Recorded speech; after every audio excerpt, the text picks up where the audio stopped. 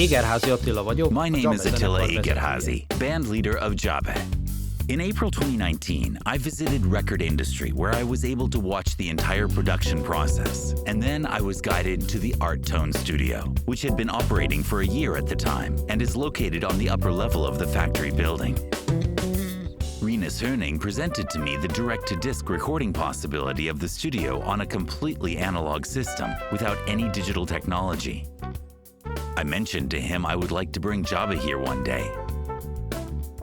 We had to wait more than 3 years, but our dream came true in October 2022. The task was to record a double LP with a speed of 45 RPM, thus ensuring the best sound quality. For the Art in Tone album, we started rehearsing at the beginning of October at the Grammy Studio in Budapest. We put together the 4 sides of the album, each 15 to 17 minutes long, primarily from compositions that we had already played before.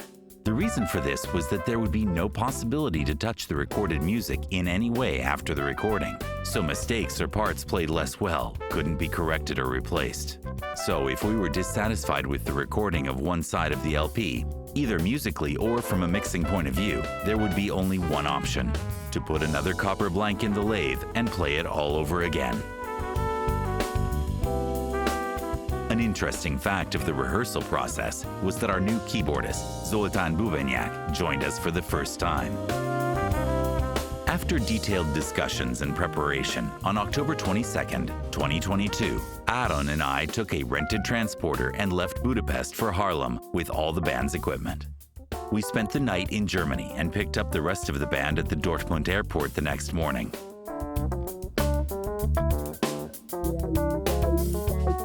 After moving into our rooms near Haarlem and a short sightseeing tour of Amsterdam, we unloaded our equipment at Record Industry in the evening.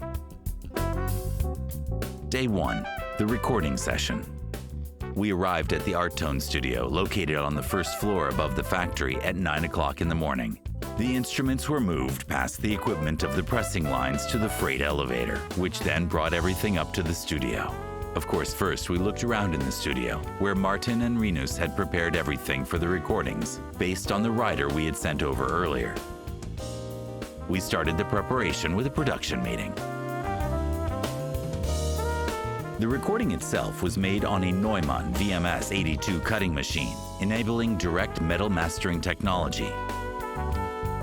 At the same time we recorded on the lathe, we also recorded everything in stereo on 2-track master tape. We used a Stutter A80 tape recorder for the recording. This allowed us to listen back to the recordings from the tape to decide if it was good enough for pressing, or if it needed to be redone. These master tapes provide the opportunity to publish the recordings on master tape copies too. Most of the first day was spent on creating the perfect recording conditions and preparing the test recordings. Tamás, as the band's sound engineer, set up his bass rig at the mixing desk in the control room.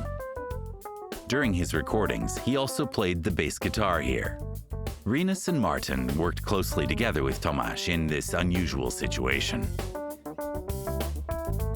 Special thanks to Tommy, he did a great job. At the end of the first day, after the test recordings on tape, we also started the D-to-D recordings.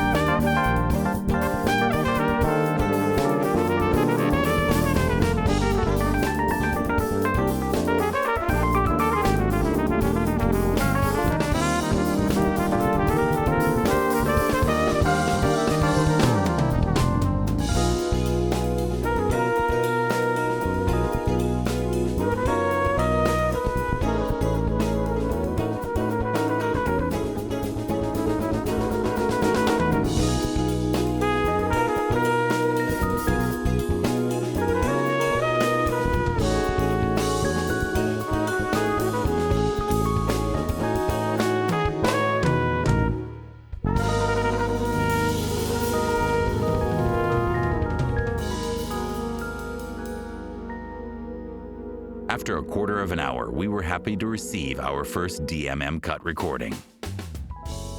Listening back to the tape, we realized that we were a bit tired and quickly decided that we would make a fresh recording for side A the next morning. At the end of the day, we listened to the recordings again, learning a few things for the next day.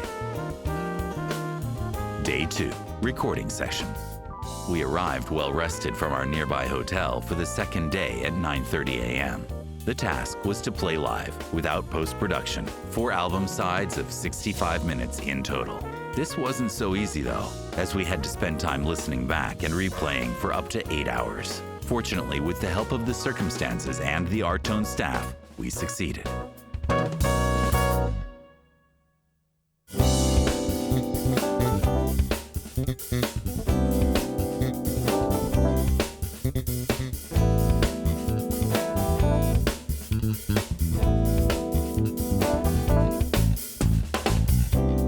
We spent most of the time with side A, as we recorded a total of 3 more versions: Clouds Dance, Turtle Trek, and Distant Dance. These 3 iconic Djabe compositions represent the band's 3 main periods.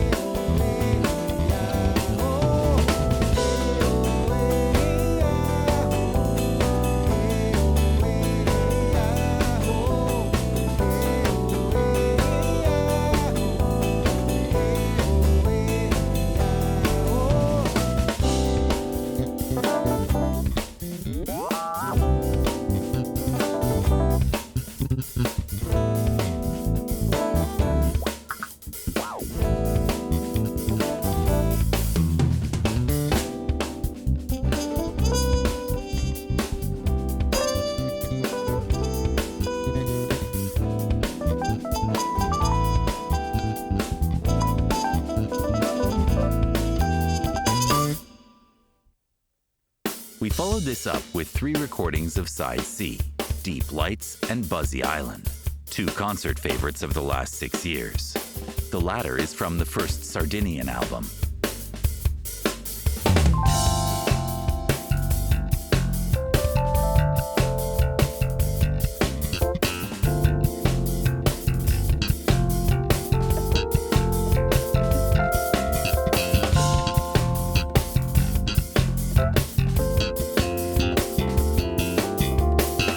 After side C, a technical setup change was necessary because I also played classical guitar on both sides B and D, which had to be mic'd and several separation walls had to be erected around me.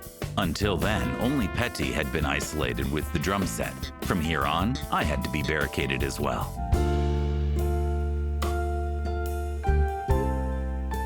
Then came the recording of side B, Lava Lamp and 2 Little Snowflakes.